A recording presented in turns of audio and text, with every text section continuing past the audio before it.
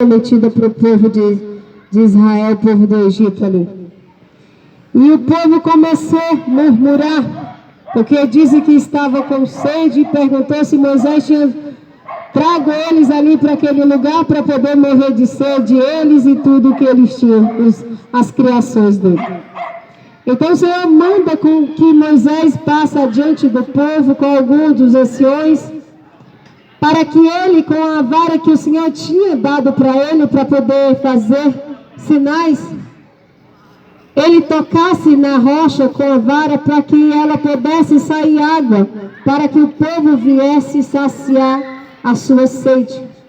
E foi isso que Moisés fez. Moisés, ele tocou na rocha, e da rocha saiu água para o povo saciar a sede dele e dos animais dele. E eu quero te dizer, nesta noite, nessa tarde ainda, que Cristo era a rocha que estava trazendo água para o povo, que estava mandando água para o povo, porque a palavra nos dizer, quando Cristo teve um encontro com aquela mulher samaritana, ele diz: olha, quem bebeu desta água voltará a ter sede, mas quem bebe da água que eu der, dela fluirão um rio de águas vivas. Aquela rocha já representava o próprio Cristo, porque a palavra do Senhor vai nos dizer que Cristo é a rocha e Cristo, ele é a água viva. E eu quero te dizer também que Deus, quando ele leva o povo para o deserto, é porque ele cuida do povo. Porque muitas pessoas dizem que Deus colocou ela no deserto e ela está sofrendo, ela está penando e ela está passando por um momento difícil. Eu quero te dizer que Deus, ele não leva o homem para o deserto para ele morrer ou para ele sofrer. Agora o homem, ele vai para o vale das suas escolhas, porque quando o homem, ele faz as escolhas erradas, ele se encontra em um vale do qual só Cristo pode tirar. Porque a palavra do Senhor vai dizer que Jeremias, ele viu um vale de ossos secos. Ele foi levado. Ezequiel foi levado ao vale de ossos secos. Então, lá aquele povo, ele estava naquela situação, estava sem vida, porque eles tinham pecado contra Deus. E esse povo estava murmurando contra Deus. Não é diferente de hoje. Quantos de nós murmuramos com Deus? Às vezes a gente escolhe fazer as coisas erradas e depois a gente culpa Deus pelas coisas que acontecem e ainda dá imputa a culpa nele, dizendo que ele está nos provando e nos levando para o deserto, ou nos levou.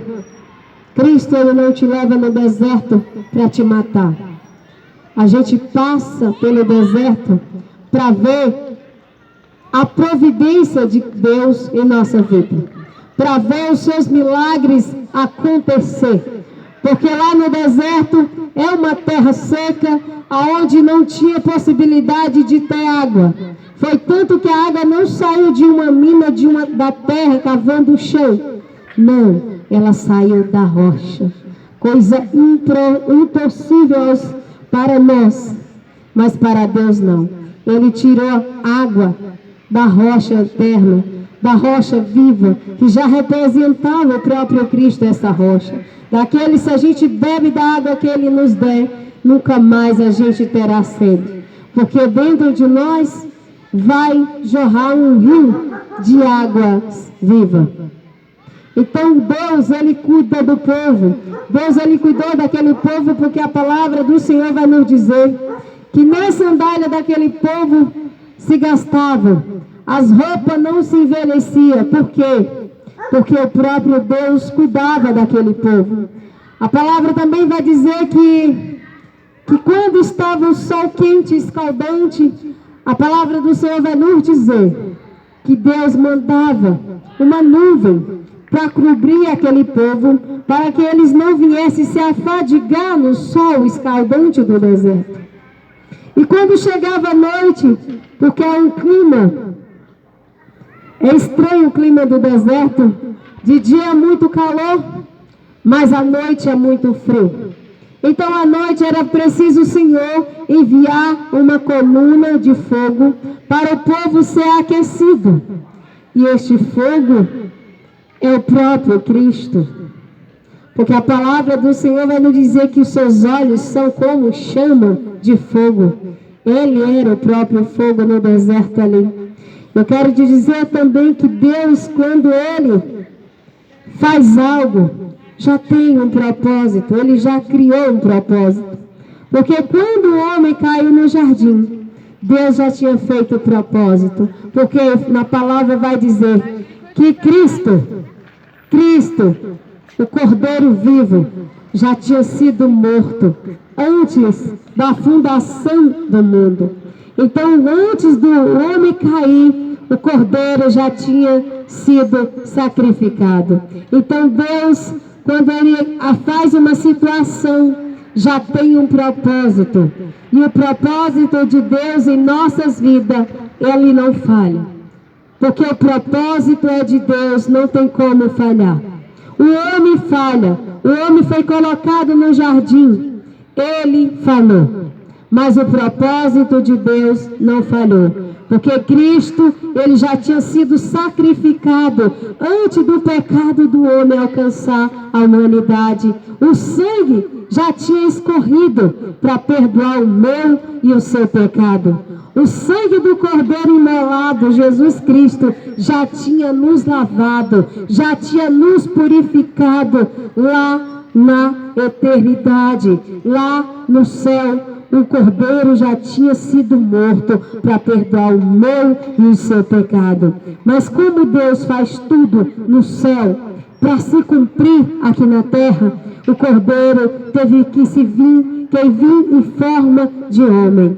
Então Ele veio e Ele morreu e Ele já cumpriu na carne o que tinha sido cumprido no Espírito. Então Deus, Ele é Espírito. Por isso que quando Ele teve encontro com aquela mulher samaritana, Ele disse: olha, o Pai busca os que adoram em Espírito e em verdade.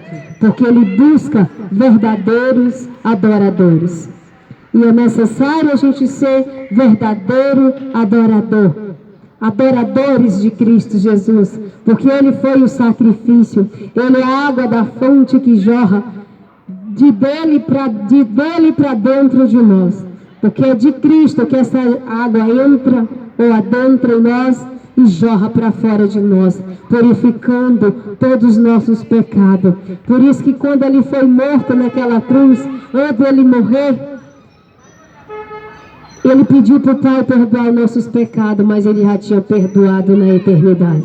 Mas Ele pediu na terra para que se cumprisse, assim seja feita a tua vontade na terra, assim como é no céu. Porque o plano de Deus é perfeito, o plano de Deus é eterno e não falha. E aquele povo, ele murmurou, mas Deus, Ele proveu na vida deles. O povo, ele sentiu fome. O Senhor proveu o alimento para eles.